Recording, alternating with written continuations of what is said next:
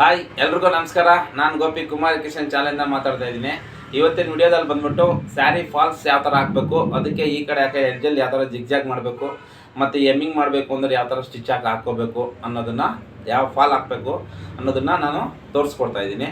ಅದೇ ರೀತಿ ವಿಡಿಯೋನ ಸ್ಕಿಪ್ ಮಾಡದೆ ನೋಡಿದ್ರೆ ನಿಮಗೆ ಅರ್ಥ ಆಗುತ್ತೆ ಯಾವ ಥರ ನಾನು ಹೊಲಿಯೋದು ಪಾಯಿಂಟ್ಗಳೆಲ್ಲ ನಿಮಗೆ ಮಿಸ್ ಮಾಡ್ಕೊಂಡು. ಅದೇ ವಿಡಿಯೋನ ಸ್ಕಿಪ್ ಮಾಡದೆ ನೋಡಿದ್ರೆ ನಿಮಗೆ ನೀಟಾಗಿ ಕ್ಲಿಯರ್ಟಾಗಿ ಅರ್ಥ ಆಗುತ್ತೆ. ಓಕೆನಾ?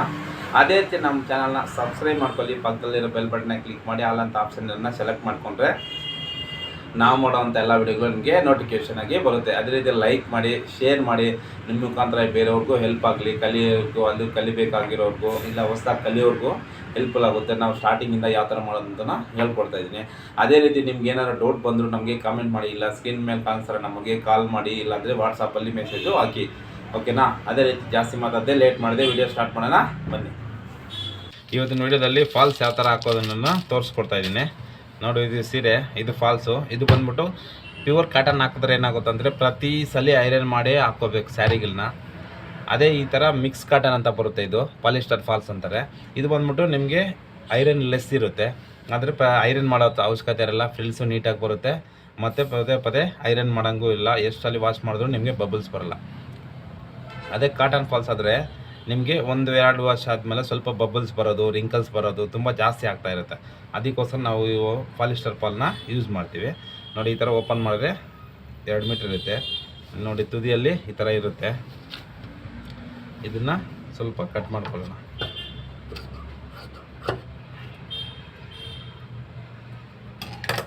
ಓಕೆನಾ? ನೋಡಿ, ಇದು ಸ್ವಲ್ಪ ರಿಂಕಲ್ಸ್ ಬರುತ್ತೆ, ಚೆಕ್ ಮಾಡ್ಕೋಬೇಕು. ಹಿಂಗೆ ಹೇಳಿದ್ರೆ ರಿಂಕಲ್ಸ್ ಇಲ್ಲ, ಇದು ಒಂದು ಸೈಡು.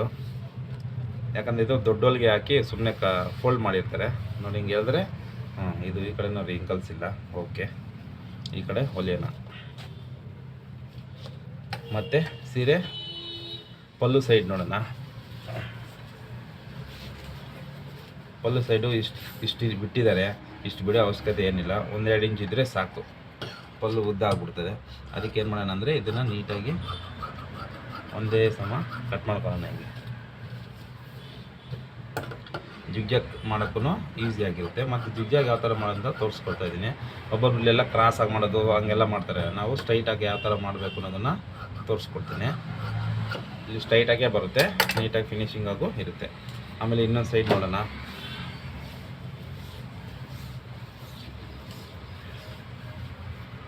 ಇನ್ನೊಂದು ಸೈಡ್ ಈ ಥರ ಇದೆ, ರಿಂಕಲ್ಸ್ ಎಲ್ಲ ಬಂದಿದೆ. ಅದಕ್ಕೆ ಇದನ್ನು ಅಷ್ಟೇ ಒಂದೇ ಸಮ ಟೈಟಾಗಿ ಕಟ್ ಮಾಡ್ಕೊಳ್ಳೋಣ.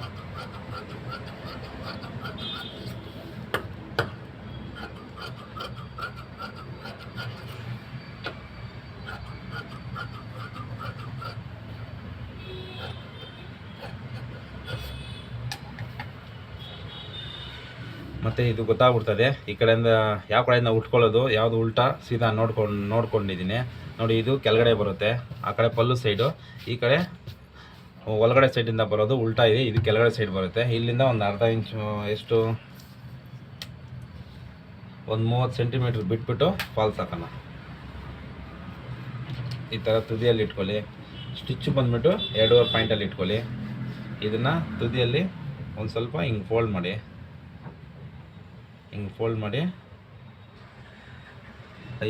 ಎಡ್ಜಲ್ಲಿ ಇಟ್ಕೊಂಡು ಸೇಮ್ ಕಲರ್ ಥ್ರೆಡ್ ಹಾಕ್ಕೊಳ್ಳಿ. ಒಂದು ರಫ್ ಹೊಡೀರಿ.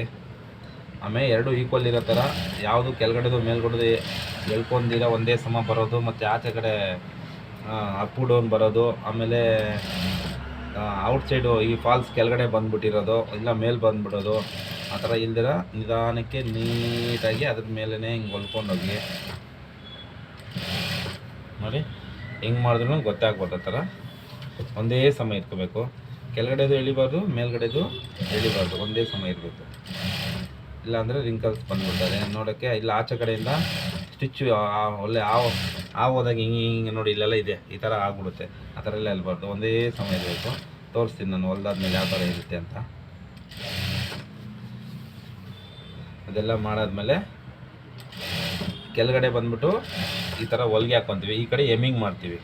ಸೇಮ್ ಕಲರ್ ಥ್ರೆಡ್ ಹಾಕ್ಕೊಂಡು ಡಬಲ್ ಎಲೆ ಎರಡು ಎಲೆ ದಾರ ಹಾಕ್ಕೊಂಡು ಎಮ್ಮಿಂಗ್ ಮಾಡ್ತೀವಿ.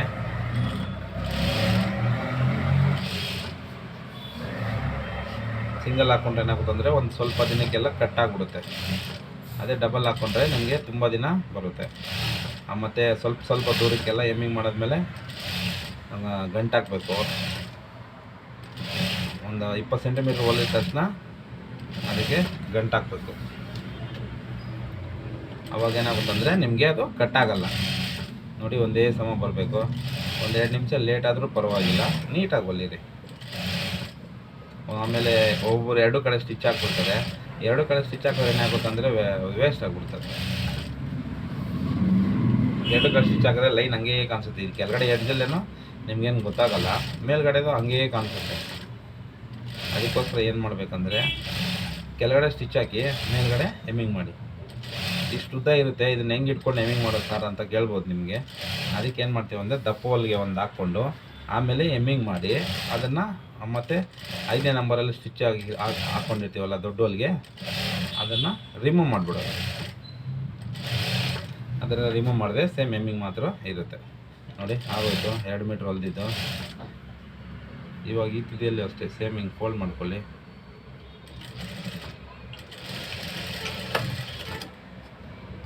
ಫೋಲ್ಡ್ ಮಾಡ್ಕೊಂಡಾದ್ಮೇಲೆ ಹಿಂಗೆ ನೀಟಾಗಿ ಒಂದ್ಸರಿ ಕೈಯಲ್ಲಿ ಎಳ್ಕೊಳ್ಳಿ. ಆಮೇಲೆ ಈ ತುದಿಗೆ ಬಂದುಬಿಟ್ಟು ಇವಾಗ 5ನೇ ನಂಬರಲ್ಲಿ ಇಟ್ಕೊಳ್ಳಿ.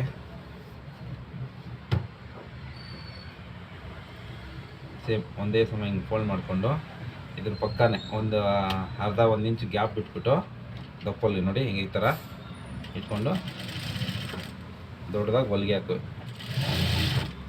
ಈ ಥರ ಸ್ಟಿಚ್ ಹಾಕಿದಾಗ ಏನಾಗುತ್ತಂದರೆ ಈ ಥರ ನೀಟಾಗಿ ಎಮ್ಮಿಂಗ್ ಮಾಡಿಕೊಂಡು ಆಮೇಲೆ ಇದನ್ನು ರಿಮೂವ್ ಮಾಡಿಬಿಟ್ರೆ ನಿಮ್ಗೆ ಒಂದೇ ಸಮ ಇರುತ್ತೆ. ನಾವು ಕರೆಕ್ಟಾಗಿ ಹೊಲಿದೀವಿ ಅಂದರೆ ಇದು ಕರೆಕ್ಟಾಗಿ ಬರುತ್ತೆ, ಇಲ್ಲಾಂದರೆ ಲೂಸು ರಿಂಕಲ್ಸ್ ಬರುತ್ತೆ. ನೋಡಿ, ಇಷ್ಟೇ ಗ್ಯಾಪ್ ಇರಬೇಕು, ಜಾಸ್ತಿ ಗ್ಯಾಪ್ ಕೊಡಬಾರ್ದು.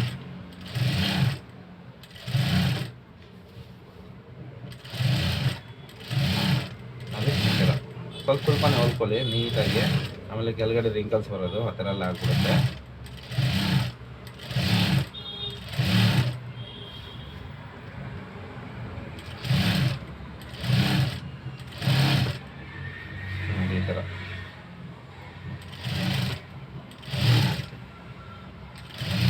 ಈ ಥರ ನೀಟಾಗಿ ಸ್ಟಿಚ್ ಹಾಕೊಂಡ್ರೆ ಏನಾಗುತ್ತಂದರೆ ಎಮ್ಮಿಂಗ್ ಮಾಡೋರಿಗೆ ಈಸಿಯಾಗಿರುತ್ತೆ. ಎಮ್ಮಿಂಗ್ ಮಾಡಾದ್ಮೇಲೆ ಅದನ್ನು ಬಿಚ್ಚಿಬಿಟ್ರೆ ಸೇಮ್ ನೀಟ್ ಫಿನಿಶಿಂಗ್ ಆಗಿರುತ್ತೆ.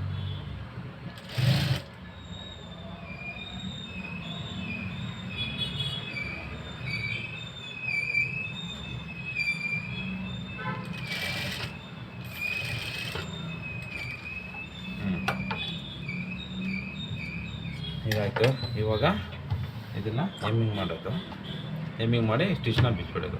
ಇವಾಗ ಬನ್ನಿ ಜಿಗ್ಜಾಗ್ ಈ ಕಡೆ ಆ ಕಡೆ ಜಿಗ್ಜಾಗ್ ಯಾವ ಥರ ಮಾಡೋದಂತ ತೋರಿಸ್ಕೊಡ್ತೀನಿ. ನಾರ್ಮಲ್ ಜಿಗ್ಜಾಗು ಇದು ಜಿಗ್ಜಾಗ್ ಮಿಷಿನ್ನು. ಇದು ವಯರ್ ದಾರ ಅದರಲ್ಲೇ ಇರುತ್ತೆ, ಜಿಗ್ಜಾಗ್ ಅಂತ ಬರುತ್ತೆ ಇದು ವಯರ್ ದಾರ. ನೋಡಿ, ಇವಾಗ ಇದನ್ನು ಹಿಂಗೆ ಬಿಟ್ಟರೆ ಕ್ರಾಸ್ ಆಗಿ ಬರುತ್ತೆ. ಅದಕ್ಕೆ ನಾವೇನು ಮಾಡಬೇಕು, ಉಲ್ಟಾ ಮೇಲೆ ಇಟ್ಕೊಂಡು ಉಲ್ಟಾ ಸ್ವಲ್ಪ ಹಿಂಗೆ ಇಟ್ಕೊಂಡು ಹಿಂಗೆ ಟೈಟಾಗಿ ಹೊಲ್ಕೋಬೇಕು.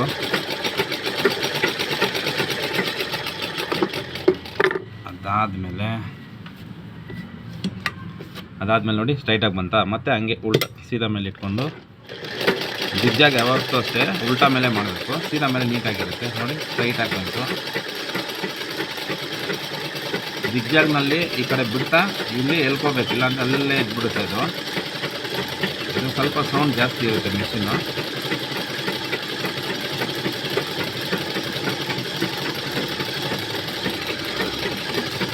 ನೋಡಿ, ಈ ಥರ ಇಲ್ಲೊಂದು ಬೆಳ್ಳಿ ಇಟ್ಕೊಂಡು ನೀಟಾಗಿ ಬಿಡ್ತಾ ಇದ್ದರೆ ಅಷ್ಟು ಕಡೆ ಫೋಲ್ಡ್ ಮಾಡ್ಕೊಳ್ಳುತ್ತೆ.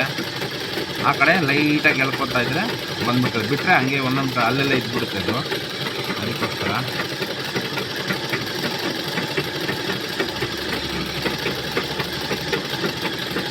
ಜಿಗ್ಜಾಗ್ ಮಿಷಿನೇ ಬೇರೆ, ಹೊಲಿಯೋದೇ ಬೇರೆ, ಓರ್ಲಾಕೆ ಬೇರೆ ಇರುತ್ತೆ.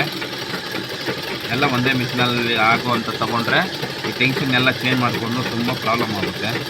ಮತ್ತು ಇಷ್ಟು ಸ್ಪೀಡಾಗಿ ವರ್ಕ್ ಮಾಡೋಕ್ಕೂ ಆಗೋಲ್ಲ. ಅದಕ್ಕೋಸ್ಕರ ಎಲ್ಲದಕ್ಕೂ ಸಪ್ರೇಟ್ ಮಿಷಿನ್ನು. ಈ ತುದಿಯಲ್ಲಿ ಸ್ವಲ್ಪ ಬಿಟ್ಟು ಹಿಡಿದ್ರೆ ಏನಾಗುತ್ತೆ ಅಂದರೆ ನೋಡಿ, ಉಲ್ಟಾ ಮೇಲೆ ಇಕ್ಕನ್ನು ನಾವು ಹೊಲ್ದಿದ್ದೀವಿ, ಅದಕ್ಕೆ ಸೀದಾ ಮೇಲೆ ಎಷ್ಟು ನೀಟಾಗಿರುತ್ತೆ. ನೋಡಿ ಎಡ್ಜಲ್ಲೂ ಸ್ಟ್ರೈಟಾಗಿ ಬಂದಿದೆ.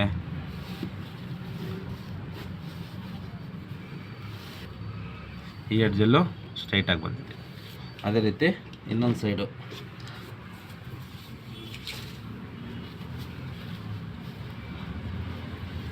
ಪಲ್ಲು ಸೈಡು ಇದು ಅಷ್ಟೇ. ಫಸ್ಟು ಸೀದಾ ಮೇಲೆ ಇಟ್ಕೊಂಡು ಸ್ವಲ್ಪ ಹೊಲ್ಕೊಂಡ್ಬಿಡ್ಬೇಕು.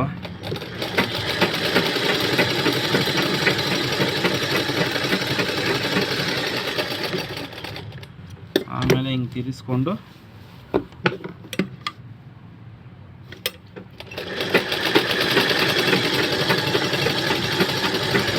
ಹಿಂಗೆ ಒಂದೇ ಸಮ ಹೊಲ್ಕೊಂಡು ಹೋಗ್ತಾಯಿದ್ರೆ ಆದಷ್ಟು ಕಲೆ ಫೋಲ್ಡ್ ಮಾಡ್ಕೊಳ್ಳೋಕ್ಕೆ ಲೈಟಾಗಿ ಹಿಂದ್ಗಡೆ ಎಳ್ಕೊತಾ ಇದ್ರೆ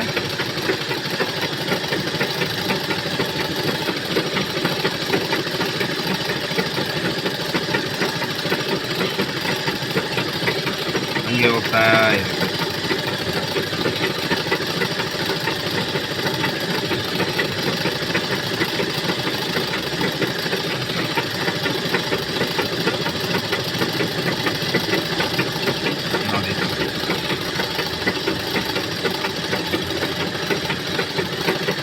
ನೋಡಿ ತುದಿಯಲ್ಲಿ ಸ್ವಲ್ಪ ಹೊತ್ತು ಹಿಂಗೆ ಹಿಡ್ಕೊಂಡಿದ್ರೆ ಅಲ್ಲಲ್ಲೇ 2-3 ಸಲ ಟಾಕ ಹೊಡಿತದೆ, ಆಮೇಲೆ ಬಿಚ್ಕೊಂತಿನೂ ಇರುತ್ತೆ.